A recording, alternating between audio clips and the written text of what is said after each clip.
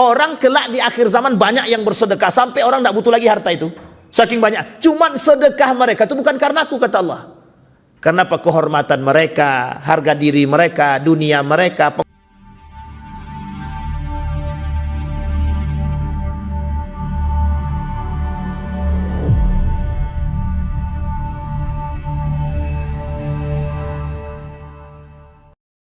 Bapak Ibu sekalian yang berbahagia, ada pertanyaan Bapak Ibu? Ada pertanyaan? Ini adem tenang.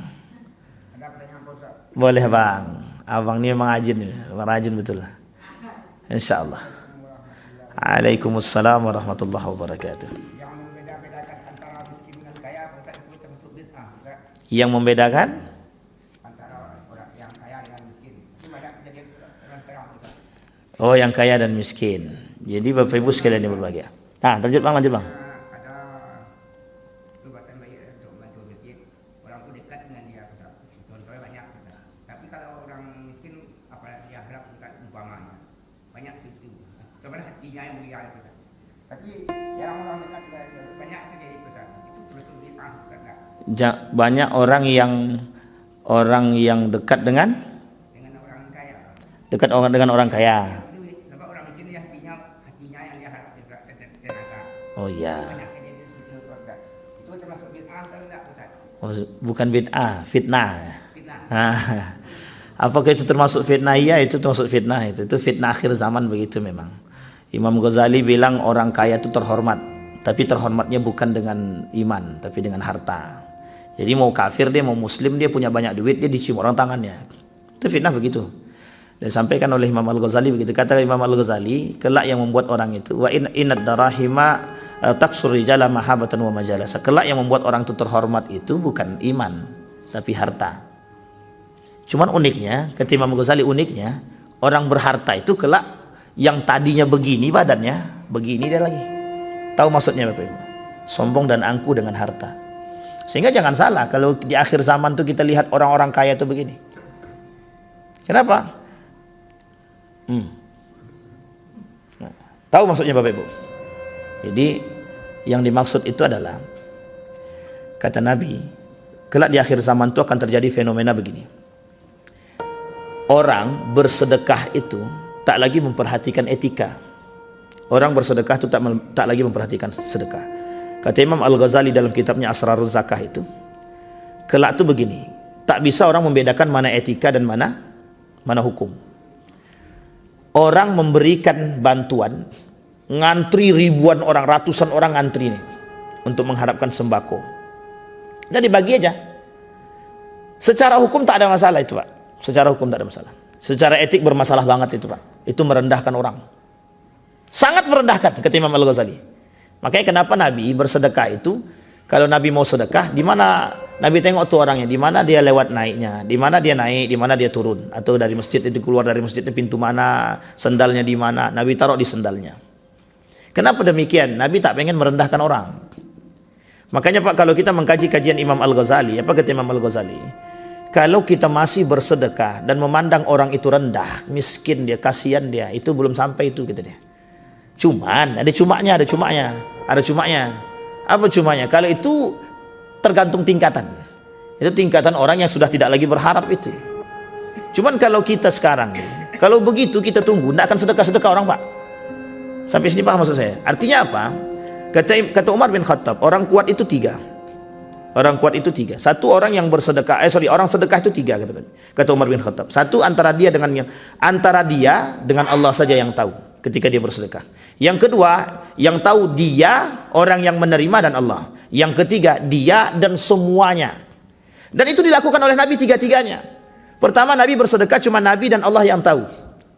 Yang kedua, itu Nabi dengan orang yang menerima sedekah dan Allah. Yang ketiga, kata Nabi, siapa yang mau bersedekah sekarang, kata Nabi. Ini ada orang nggak mampu, siapa yang mau sedekah? Utsman angkat tangan, Abu Bakar angkat tangan, Abdurrahman angkat tangan, dan angkat tangan semua. Artinya apa? Itu pamer? Enggak pamer. Kenapa begitu? Memancing. Itu sahabat. Kalau sekarang, kan begitu poinnya. Itu sahabat. Sahabat itu terjaga hatinya. Kalau sekarang, kalau bisa sekarang mereka sedekah, enggak harus ditulis nama. Kalau perlu di depannya harus ada. Enggak tertulis hajinya di depan kita dia habisi. Pakai haji. Jadi namanya harus ditulis dan harus embel-embel dan titel-titelnya, Pak. Nah, ini penting nih. Ini fenomenanya begitu, Bang. Fitnah akhir zaman itu begitu. Fitnah akhir zaman. Nah, kata Nabi, fitnah akhir zamannya lagi dalam hadis yang lain, kata Nabi, orang kelak di akhir zaman banyak yang bersedekah sampai orang tidak butuh lagi harta itu. Saking banyak. Cuman sedekah mereka itu bukan karena aku, kata Allah. Karena apa? Kehormatan mereka, harga diri mereka, dunia mereka, penghormatan mereka, dan pujian. Kata Nabi. Jadi orang kelak di akhir zaman banyak yang bersedekah itu banyak, Pak. Banyak sedekah sampai tidak butuh lagi tuh. Sampai orang miskin itu, orang-orang fakir itu tidak butuh lagi sedekah gitu. Saking banyak yang orang bersedekah. Cuma sedekah mereka bukan untukku, kata Allah. Kata Nabi, bukan untuk Allah, tapi untuk siapa? Untuk dunianya, kehormatannya, untuk dihargai, untuk dipuji, dan untuk dilihat dan lain sebagainya. Dan itu fitnah. Nah, miskin itu tidak ada. Kata guru saya, miskin itu tidak ada.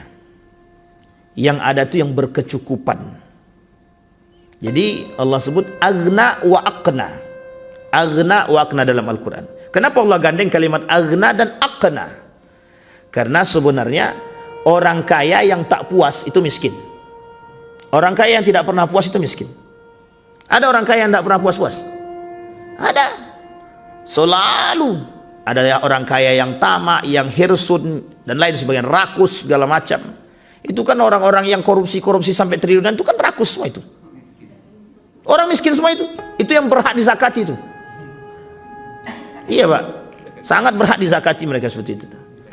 Karena hutangnya banyak. Hutangnya banyak itu, Pak. Itu mereka orang-orang seperti ini, Pak. Mohon maaf kalau mereka tidak bertobat kepada Allah, itu orang paling bangkrut di muka bumi itu. Berapa banyak mereka yang menuntut besok itu. Semua orang-orang yang menuntut itu, kalau tak cukup pahala dia, maka semua, anggaplah orang itu 100.000 orang. 100.000 orang semua itu besok menuntut. Kalau pahalanya sudah habis 100.000 orang nih, semua dosa-dosanya diberikan kepada orang tadi. Itu paling bangkrut tuh. Makanya disebut paling bangkrut begitu. Nah, kembali kepada pertanyaan abang tadi. Apakah itu fitnah? Fitnah, Bang. Memang itu kata Nabi, itu fitnah akhir zaman itu. Nah, uniknya begini. Ada poin terakhir yang ingin saya ambil dari perkataan beliau tadi. Kalau dekat dengan orang, dekat dengan si anu, misalkan orang miskin ini dekat dengan si anu, kalau kita yang tak dekat tidak dapat, Ustaz. Oh ya, itu memang biasa, Pak. Sunnahnya begitu. Sunnah akhir zaman memang begitu, Pak. Tidak hanya di situ, Pak, di mana-mana. Di mana-mana. Semua begitu. Aku kenal dia. Kalau karena kenal mudah cair, Pak. Ini saya pengalaman pribadi nih, Pak, pengalaman pribadi. Saya ketika itu membuat proposal sedikit-sedikit sebelum kita tutup. Ketika itu kami punya proposal orang tak mampu sekolah, Pak, kuliah. Dan ini jalur ketika itu saya masih di staf ahli DPRD provinsi itu. Ketika saya masih staf ahli DPRD provinsi. Jadi karena kita maju sendiri untuk membantu orang ini, itu enggak ada kekuatan, Pak. Enggak ada kekuatan sama sekali. Itu enggak mau terima, sudah tutup katanya. Maaf, beasiswanya sudah tutup, bantuannya tutup. Tiba-tiba tak sengaja saya masih di situ, Pak. Datang orang bawa proposal dari anggota dewan si A gitu. Diterima ya, Pak. Apa nak sakit hati awak buat di situ? La ilaha illallah, saya bilang. Mengamuklah saya di situ. Jadi karena ada titipan, kenalan lewat. Awak enggak punya apa-apa, enggak ngapa-ngapain, Pak. Saya bilang, hari kiamat besok kita tanggung jawab. Kita perhitungkan di hari kiamat. Saya bilang. Tapi kadang-kadang itu juga butuh, kadang-kadang butuh kalau ada dalam kebaikan. Buktinya itu, Pak. Jadi seorang ibu-ibu betul-betul mengharapkan bantuan, tapi ini kondisinya sudah cukup lama. Meninggal karena bukan tidak dapat bantuan, terlambat bantuan itu datang, meninggal. Jadi waktu itu ibu ini ingin melahirkan, Pak. Ini udah kondisinya. Tidak ada ambulan. Tidak ada yang mau bantu, Pak. Tidak ada yang mau bantu. Akhirnya adalah tetangga dia yang punya kenalan dengan salah satu inilah gitu kan, lembaga. Datanglah, Pak, tapi terlambat karena sudah lama menunggu itu tadi. Ya qadarullah itu ajal ya, ajal sudah jelas, tapi meninggal, Pak. Meninggal. Begitulah sulitnya kondisi ketika orang tidak punya kenalan hari ini, Pak. Orang tak pandang, Pak. Yang dipandang yang punya kenalan. Dan ini sudah disampaikan Nabi, fenomena seperti ini sudah disampaikan Nabi. Kata Nabi, yang lebih parah lagi kata Nabi, manisdada minas sultani kurban illa wa masdada minallahi illa bu'dan, kata Nabi. Orang-orang yang mendekat kepada penguasa, siapapun mereka yang mendekat kepada penguasa, tidak akan pernah bisa dekat dengan Allah. Orang yang mendekat kepada penguasa tidak akan pernah dekat dengan Allah. Ini yang Nabi sampaikan, kata Nabi, wa masdada minas sultani qurban illa wa masdada minallahi illa bu'dan. Orang yang mendekat kepada penguasa, di bahasa kita ini namanya para penjilat-penjilat itu. Nah, tapi Bapak Ibu sekalian yang berbahagia, ini jangan diterjemahkan sepihak. Nah, tapi yang dimaksud dengan jangan dipahami dengan sepihak, kita harus pahami dulu kondisi ini. Tapi begitu banyaknya orang-orang yang kelak di akhir zaman, kata Nabi, dzal wajhin, bermuka dua. Bermuka dua. Gitu Bang ya. Jadi fenomena, itu fenomena dan fitnah. Nah, maka apa yang harus kita lakukan? Jangan rendahkan harga diri. Jangan rendahkan. Nabi paling anti dengan orang-orang yang merendahkan diri di hadapan manusia. Dan Allah paling tak suka. Nabi Musa itu kenapa dimarahin sama Allah? Itu karena sombong, Pak. Karena sombong. Banyak cerita di dalam Al-Quran, begitu juga dalam hadis Nabi, orang-orang yang merendahkan diri di hadapan manusia itu Allah tak pandang, Pak. Allah tak pandang. Allah tidak mau melihat mereka itu. Apa contohnya? Kalau bahasanya Buya Hamka itu, orang-orang yang merendahkan diri di hadapan manusia itu syirik-syirik modern gitu deh. Syirik modern. Nah, kalau pelaku begini enggak susah, Pak. Habis amal bidah. Wa habitat a'malum. Habis amal ibadah kita dibakar. Baik, begitu Bapak Ibu sekalian yang berbahagia. Ada pertanyaan lain cukup? Puasa Bapak Ibu ya? Ini puasa yang keberapa? Udah 15 ya? Udah setengah. Tak terasa sudah setengah Bang. Alhamdulillah, tinggal setengah bulan. Insya Allah kita lebarannya sama Muhammadiyah dengan NU. Insya Allah tahun ini puasa mulai sama, maka diakhiri dengan sama-sama. Mudah-mudahan sama-sama mengakhiri. Kalau tidak nanti Muhammadiyah duluan. Atau Muhammadiyah duluan atau pemerintah duluan, terserah lah pokoknya. Mana yang duluan lah. Ini unik Pak, fitnahnya Pak. Fitnah paling unik nih sebelum saya tutup. Jadi kalau pokoknya mana yang paling cepat lebaran itu paling banyak pengikutnya. Mau Muhammadiyah mau NU terserah. Betul nggak? Nggak serius. Itu benar itu Pak. Jadi di Perawang itu waktu Idul Adha, waktu Idul Fitri itu berapa jumlah orang Muhammadiyah di sini Pak? Kata beliau sedikit cuman Ustaz ya. Sangat sedikit. Itu dalam Ramadan saya ngisi Pak. Pas lebaran sampai ke jalan Pak. Yang ikut sholat. Loh kok bisa sebanyak ini Pak? Ah, itulah Pak partisipannya Muhammadiyah. Saya bilang ketawa saya. A'udzubillahi minasyaitonir rajim. Bismillahirrahmanirrahim. Alhamdulillahirabbil alamin. Hamdas syakirin hamdan naimin. Hamdan yuwafi ni'amahu wa yukafi'u mazidah ya rabbana lakal hamdu kama yanbaghi li jalali wajhikal karim wa 'azimi sultanik.